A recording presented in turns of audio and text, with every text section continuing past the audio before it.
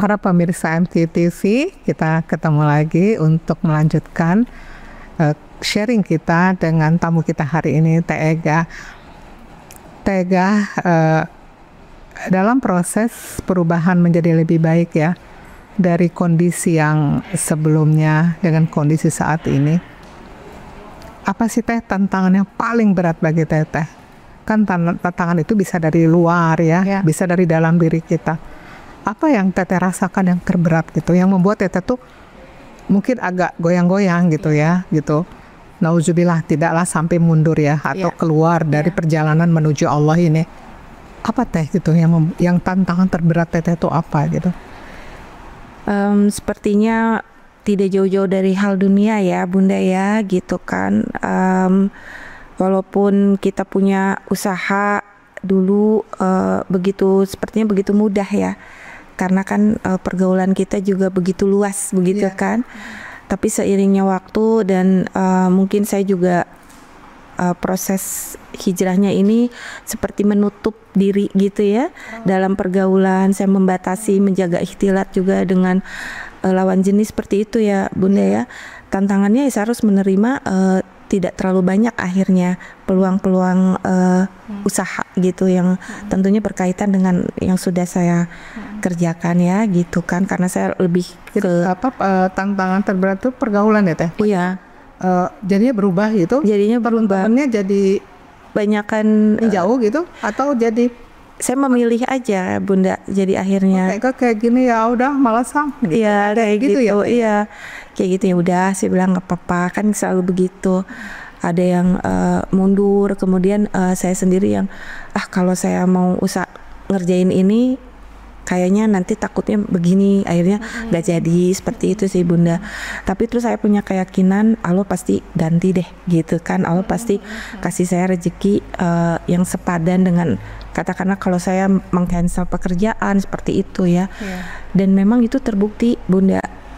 Sampai detik ini saya tidak pernah merasa kurang dalam hal kebutuhan saya gitu kan, keluarga, anak gitu kan, kemudian beberapa mungkin ada pegawai yang ikut saya begitu, tidak pernah saya merasa kurang. Kalau ekonomi terjadi penurunan nggak Teh? Tentunya Bunda ya. Penurunan gitu kan, ya biasanya kalau orang yang hijrah itu kan kalau mohon maaf ya, kalau artis biasanya mereka undangannya turun gitu kan, seperti itu. Berarti kan Teteh lebih banyak dari faktor dari luar atau dari dalam? Kalau dari dalam Teteh udah kuat ya kayaknya ya, tekadnya. Kalau kuat sih enggak Bunda, masih juga proses masih gitu. Iya masih juga. Kalau dari dalam itu ya Bunda, kadang-kadang kan sawang sinawang gitu. Kadang-kadang kalau lihat yang lain, kok dia begitu ya, kok saya masih begini gitu ya. Tentunya itu yang akhirnya jadi suka ngegoda gitu istilahnya ya dalam hati kita. Dalam hati saya tuh coba kalau misalnya nggak begini, mungkin nggak begitu, tuh saya istighfar gitu kan, ya kan? Bisikan-bisikan setannya ngegoda juga ya, gitu ya, membuat goyang juga ya. Iya Bunda banget. Kayaknya gitu. dunia tuh dipertontonkan ini loh, gitu ya. Itu kalau nggak kuat-kuat yang membuat orang tuh jadi mundur gitu ya. Jadi seperti itu ya. Tapi Teka kan karena memang udah mantap dari awal ya, godaannya pasti ada. Tetapi karena udah kuat, udah mantap gitu ya. Sehingga walaupun agak-agak goyang tuh terus maju gitu ya, seperti itu ya. Terus saat yang paling tidak nyaman dan sedih gitu loh, saat kapan tuh Teh? Pada saat kita berubah itu kan pasti ada godaan, pasti ada tantangan, pasti ada gangguan.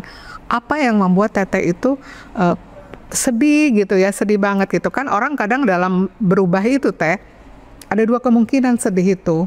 Sedih memikirkan situasi saat itu karena resiko perubahan dia, atau sedih karena mengingat masa lalu yang dulu mungkin masih jauh dari Allah gitu. Kalau Teteh seperti apa tuh? Dua-duanya sih Bunda, dua-duanya dirasain gitu kan. Kadang-kadang suka ada penyesalan, kenapa nggak dari dulu ya saya gitu kan. Dulu kemana aja ya ketika ngelihat untuk sekarang ya Bunda ya, saya kan bergerak di bidang komunitas. Saya lihat aktivis-aktivis itu tuh pasti muda, usia 20-an gitu kan Bunda ya. Kita udah umur segini baru mulai. Kayaknya baru mulai ya gitu kan usia. kemana aja kita dulu ya gitu. Coba kalau udah gitu-gitu ya, cuman ya balik lagi, ya udah nggak ada kata terlambat. Justru sekarang kita harus mengakselerasi. Kalau mereka jalannya selangkah, kita harus 2 langkah nih gitu kan. Ternyata ada rasa sedih ya. Sedih lah, ketertinggalan. Kemudian dulu-dulu tuh kalau ingat-ingat kesalahan, dosa-dosa itu ada sedih ya Teh ya gitu. Sedih lah. Dan tapi yakin kalau semua kan katanya semua hal di dunia ini apa yang menimpa kita itu semua seizin Allah, ya kan? Pada akhirnya kita harus bersyukur Bunda gitu. Saya bersyukur Allah izinkan saya mengalami hal-hal seperti itu, melewati itu. Gitu. Dan masih ada kesempatan. Dan ada kesempatan gitu Bunda gitu loh. Daripada saya fokus ke hal-hal yang membuat saya semakin ragu gitu kan, yang membuat nanti sayanya jadi nggak fokus akan tujuan akhir saya supaya Allah ridho sama saya. Lebih baik saya fokuskan apa yang bisa saya lakukan sekarang gitu kan. Apapun bentuk kebaikan apapun begitu, apakah itu bentuk empati sekalipun, entah itu dengan tenaga sekalipun gitu kan, karena itulah rezeki saya sebetulnya yang Allah berikan gitu. Jadi sekarang itu berpikirnya sedih ada, memikirkan ketertinggalan di masa lalu, kekurangan di masa lalu, itu sedih yang Allah suka ya. Kemudian sedih dengan kondisi di mana saat kita berubah itu tantangannya juga banyak. Itu juga sedih sebagai manusia wajar ya Teh ya gitu ya. Dan apa namanya, Teteh tetap bertahan sampai dengan hari ini gitu ya.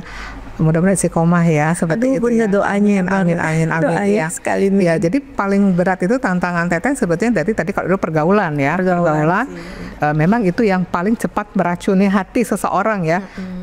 Dia mau berubah tapi kemudian teman-temannya nggak berubah, agak berat memang gitu ya. Nah, tantangan paling berat dari dalam Teteh apa tuh Teh yang dari hati sendiri gitu? Kalau ini nggak ada tantangan, saya memang udah mau berubah gitu, itu nggak ada masalah. Tapi kalau Teteh ada nggak tuh yang paling diri sendiri gitu loh, bukan karena lingkungan atau karena apa, ada nggak Teh dari dalam itu sendiri? Ada sih Bunda, ya karena mungkin saya sendiri ya Bunda, saya nggak ada kakak nggak ada adik, jadi sempat berpikir ya kalau mau begini begitu toh aku sendiri yang ngalamin. Egosentris seorang anak tunggal kan seperti itu ya Bunda ya. Pada akhirnya itulah yang ngegoda dan jadi bikin saya sedih banget gitu. Kan ngelihat orang kalau misal dalam proses apapun ada kakaknya, ada adiknya, bisa saling berbagi tanggung jawab, saling berbagi rasa dengan yang terkecil ya, maksudnya lingkungan terdekat dalam keluarga. Kalau saya kan enggak gitu Bunda waktu itu. Jadi kayaknya sedih banget itu di situ dalam hati saya tuh. Apa ya? Nafsu untuk kadang kita tuh tergoda. Jadi misalnya kurang syukur ya kan, jadi ngebandingin dengan dan lain-lain itu ya. Kalau setan kan di luar diri provokatornya ya, tapi diri kita ini kalau kita nggak melawannya kita bisa jatuh gitu ya. Dalam kondisi ya itu tadi, jangan sampailah kita mundur atau kita keluar dari jalur perubahan menjadi lebih baik itu. Baik sahabat-sahabat MKTV, kita lanjutkan di berikutnya, silakan.